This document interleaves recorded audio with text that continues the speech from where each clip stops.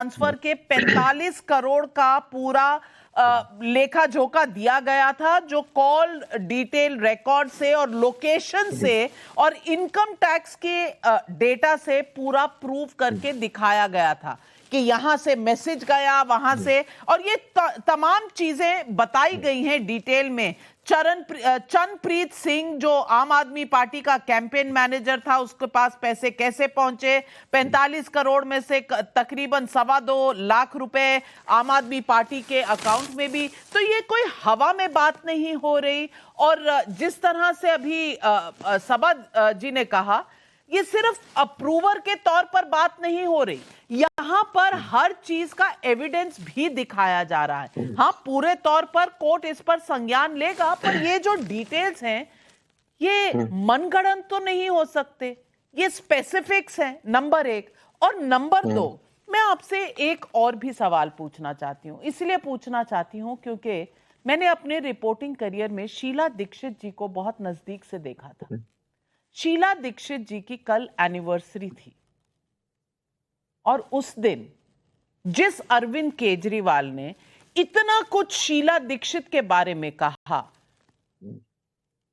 Congress party उस अरविंद केजरीवाल के बचाव में खड़ी थी शीला जी की पुण्यतिथि वाले दिन। मैं पूछना चाहती हूं, 3 ऐसे आपके लीडर थे, अजय माकन, पवन खेड़ा और शायद संदीप दीक्षित, जो कल रामलीला मैदान नहीं गए। आप संदीप थे। दिखाना क्या चाह रहे हैं दुनिया को? संदीप था वहां पर।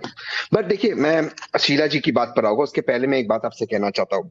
नाविका जी, आपको याद है कि मुझे अक्सर ये मौका मिलता है आपकी शो में शिरकत करने का, और आपको याद है कि जब कार्ति चिदम्बरम पर एविडेंसेस आए थे, सॉरी डीके शिव कुमार पे ये एविडेंसेस आए थे, 100% एविडेंसेस, ये एविडेंस आप ही ने ब्रेक किया था। कहा था कुछ तो होगा इसमें, क्या होगा? आज क्वॉश हो गया केस डीके शिव कुमार के खिलाफ।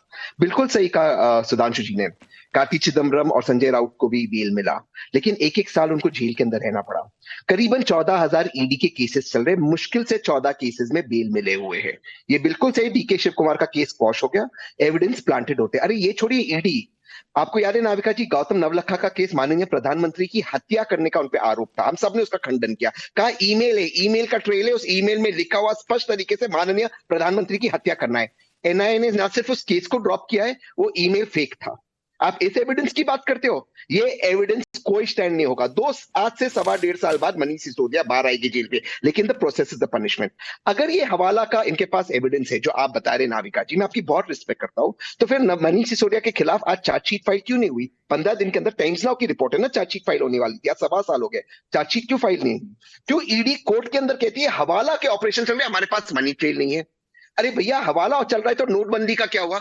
मैं 2 चीज और कहते अपनी बात को समाप्त करना चाहता हूं। बार बार माननीय सुधांशु जी और इन्होंने बिल्कुल सही कहा कि ऐसे कई कानून है जिसमें आप पहले दोषी पाए जाते हैं, अपने आप को निर्दोष साबित करना पड़ता है, लेकिन ईडी के कानून बने थे एक टेररिज्म और ड्रग फंडिंग के लिए। क्या अरविंद केजरीवाल, ये ऑब्जेक्टिव था, क्या अरविंद केजरीवाल एक टेररिस्ट ड्रग फंडर है? क्या हेमंत जो झारखंड के मुख्यमंत्री है वो ड्रग फंडिंग करते हैं? 2 सिटिंग मुख्यमंत्री जेल के अंदर है, आपके पास मनी ट्रेल है। क्या ईडी का ये दुरुपयोग नहीं हो रहा है? 0.5% ईडी का कन्विक्शन है, ईडी झूठ कहता है 95%। जवाब दीजिए सुधांशु त्रिवेदी जी। जो इन्होंने बात कही, मैं तहसीन जी की बात से बिल्कुल कहना चाहूंगा कि ये जो ईडी का नियम बना, पहले जो सबा जी ने बात कही, ये पीएमएलए का कानून कांग्रेस लाई। उसका उद्देश्य यह था कि देश के अंदर गैर कानूनी गतिविधियों में पैसे का ट्रांजैक्शन होने लगा था। मैं तहसीन भाई से सिर्फ एक बात पूछना चाहता हूं, हवाला के जिन लोगों के थ्रू यह पैसा जाता है, आप क्या गारंटी से कह सकते हैं उस हवाला का पैसा किसी आपराधिक व्यक्ति के पास नहीं जाता है? ये आतंकवादी अपना पैसा कहां से ले जाते हैं? चैनल तो वही रहता है ना। तो जो आपने इतनी मासूमियत से कह दिया, हम ये नहीं कह रहे हैं, मगर अगर वो चैनल यूज हुआ है तो फिर उस चैनल की पूरी जांच और पड़ताल होगी, उसमें बहुत सारी चीजें उभर के सामने आती हैं। और आपने कहा अगर किसी मामले में ईमेल फेक पाई गई तो वो दूध का दूध पानी का पानी, वो सारी बात साफ। यहां तो केजरीवाल जी, ये सुनने में आ रहा है, क्या सच है, वो लैपटॉप नष्ट कर दिए गए, 1 दर्जन से अधिक सेलफोन्स नष्ट कर दिए गए। क्यों नष्ट किए गए भाई? मनीष सिसोदिया जी के टेलीफोन नष्ट हो गए क्योंकि ईमेल की ट्रेल दिख रही थी। ईमेल फेक है या गलत है, आप युवा भी हैं, वकील भी हैं और टैक्स सेवी भी हैं। ये कोई बहुत मुश्किल काम नहीं है इस बात को प्रूव कर पाना कि वो जो कॉल डिटेल है वो फेक है या ईमेल फेक है। यही कारण है कि यह समस्या उभर कर सामने आती है। और दूसरा मैं कह रहा हूं भाई, बाकी सारी बातें छोड़िए, आज एक बार ईमानदारी से कह तो दे, आज सवाल नैतिकता का है। आरोप लगते इस्तीफा दूंगा। और दूसरी बात सुनिए, ये वो मुख्यमंत्री थे जिसने कहा था मैं बंगले में नहीं रहूंगा, मैं 2 कमरे के घर से सरकार चलाऊंगा।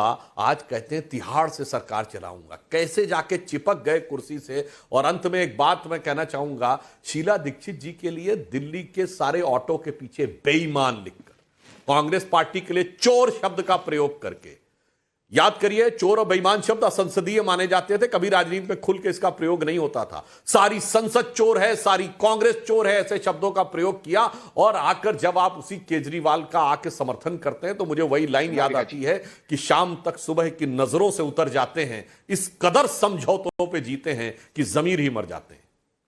नाविका जी, तहसीन पूनावाला जी आ रही हूं, लेकिन सर्वे के अगला सवाल दर्शकों को बताना चाहती हूं। केजरीवाल की गिरफ्तारी के बाद आम आदमी पार्टी कार्यकर्ताओं और मंत्रियों ने क्या कानून तोड़ा?